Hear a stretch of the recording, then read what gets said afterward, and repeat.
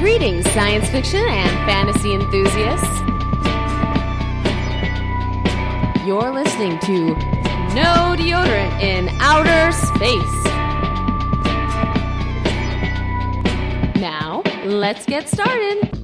Good morning, good evening, good afternoon, and welcome to a preview episode of No Deodorant in Outer Space. My name is Ryan Sean O'Reilly, and I am joined with two guests on this episode who are going to be following me up with later episodes. One is John Doyle, aka Dole. Yo. Hello. And also Richard Bacon. Yo. Not to be confused with Richard Mell, former regular co-host and now occasional guest.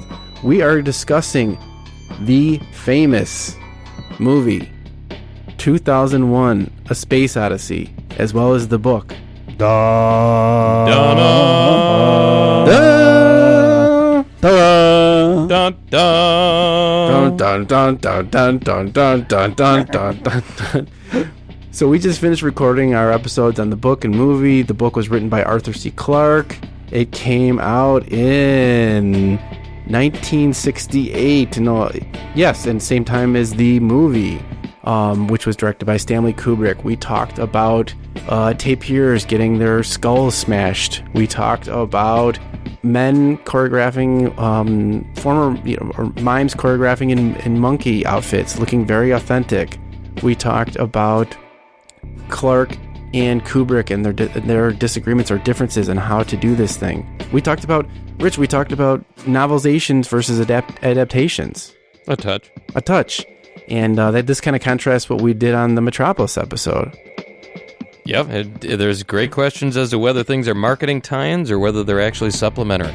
Yeah. So it's this is like a good counterpoint to that. And also I felt like this is a good counterpoint to the episode we did on Solaris. I feel like Solaris, Metropolis, and 2001: The Space Odyssey were all kind of similar films. They were all these big, long projects that had a lot of effort put into them by these sort of mad genius directors. And it's kind of interesting to look at all these and see how they all developed. But, Dole, what was your favorite part of the recording? Do you remember what you recorded tonight? I really don't know, man. I'm struggling to keep my eyes open right now, Ryan. Dole just commented how he's been at my condo for the last 6 hours. This is longer than most band recording sessions I've participated in. Rich, was this longer than our Metropolis recording that we did? It doesn't feel as long as that one. I mean, we'd still be waiting for Beam to give a rating. But this recording allowed you guys to spend more time with me, and how could you regret that? Hey, we got to watch Gargoyles too. I mean, it wasn't quite 2001, but it was inspiration. We watched Svengoolie.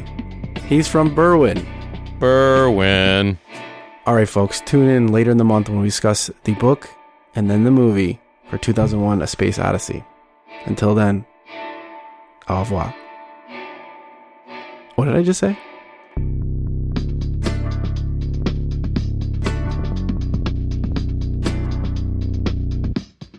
For more information on the topics discussed in this episode, or to read our show notes and find us on social media, visit nodeodorant.com.